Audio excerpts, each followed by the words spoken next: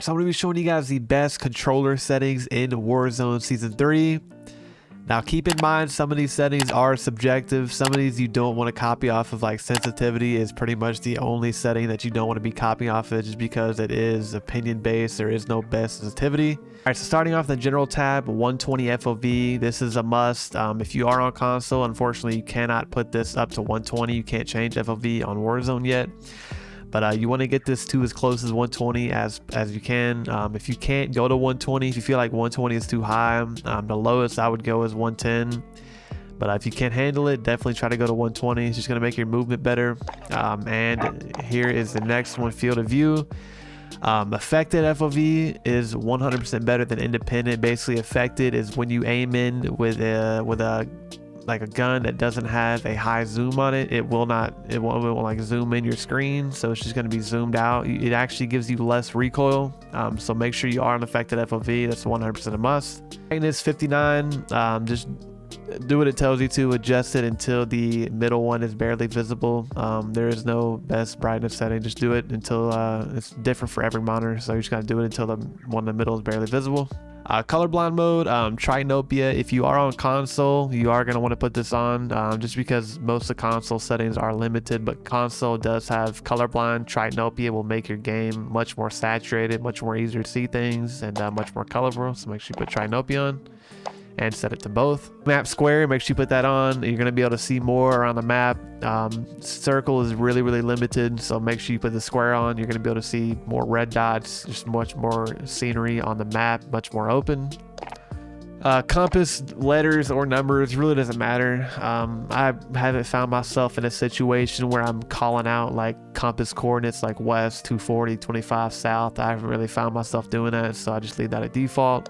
Graphics, these are the best graphic settings for Season 3. They got updated, so you just go through the list. Custom frame rate, advanced, put the custom gameplay to 300, menu to 60, and out of focus to 5. Latency enabled plus boost. It's going to lower your ping. You're going to want to put that on 100%. There's no cons with it, so there's literally no reason to not put it on. Streaming quality normal, texture resolution high, texture filter high, particle quality high, bullet impacts and spray doesn't really matter. Tessellation all, and then on-demand text streaming off. Don't put on-demand text streaming off or on. Do not put it on. It's just gonna skyrocket how much resources your PC uses. It's just gonna make you lag, so definitely keep that off. All these for the shadow and lighting, none of this matters, so just put everything to low just so you can save your PC's resources. Post processing effects, film experience 0, and then DLSS off. I feel like DLSS off, I tried it. I tried putting it on and it made everything blurry. Absolutely horrible setting. Yeah, I couldn't use it. I tried it. Anti-aliasing on. If you turn anti-aliasing off, you will get a little bit more FPS, but the game just looks horrible. Like all the edges are just out and open. It really just looks horrible, so I have to put that on SMA T2X. And then all this disabled, 0, disabled, 300.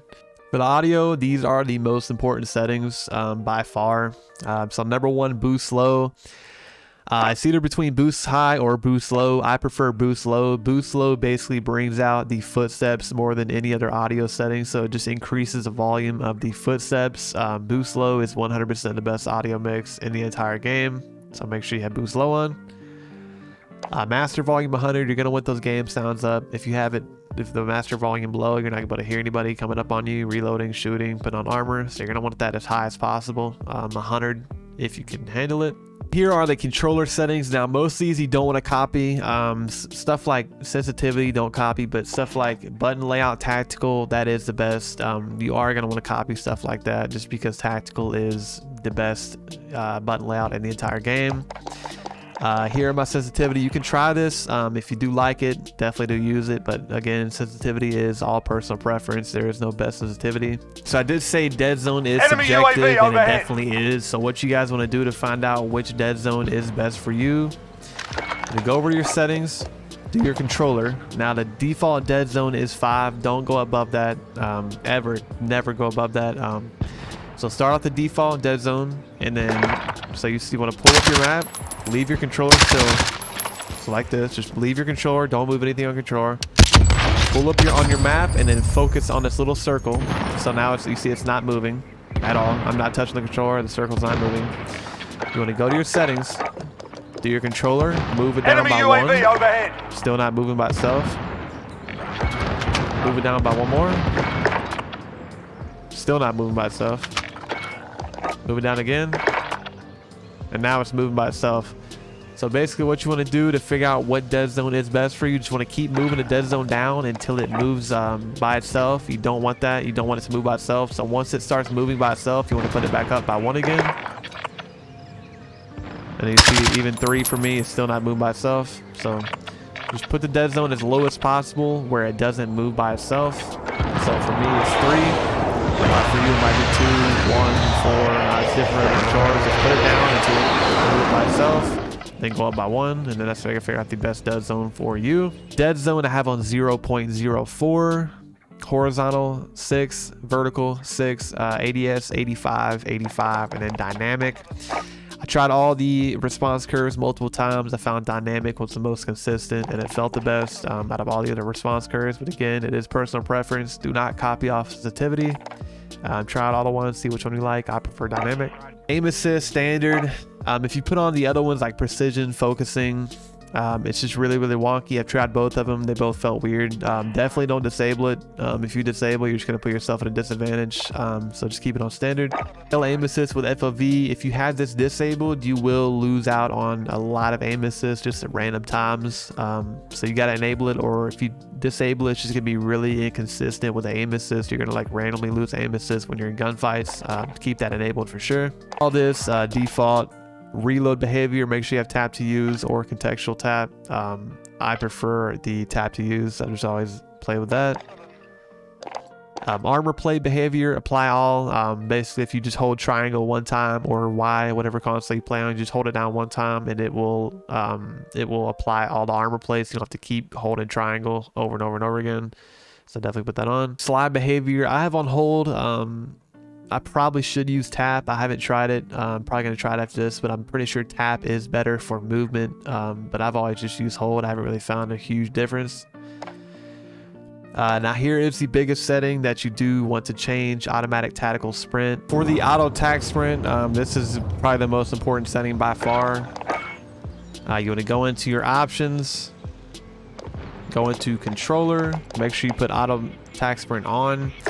Basically, you just got to move forward, move your thumbstick forward. You don't have to click it, and just move forward. You are going to want to put this on 100%. So this is basically what it looks like. It just moves forward automatically. I'm not pressing anything. I'm just moving the left stick forward, and it's running. So you don't want to have to get used to this. It's going to take a while, but you definitely are going to want to put this on. This is miles ahead of no automatic tac sprint. To allow for way better movement, as you can see, it's way more fluid. Yeah, you gotta get used to it. Definitely is a must. It's gonna make you way better at the game. Hopefully you guys did enjoy the video. Figured out the best settings. Hopefully they help you guys get some wins, high kills. And I'm out. Peace.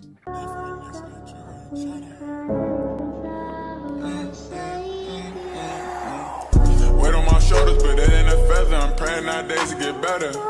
I do not need you. If you wanna leave, you can go. I ain't writing no letter. I stay to myself, cause they start acting different when they see that you getting cheddar. They like, why you so distant? Cause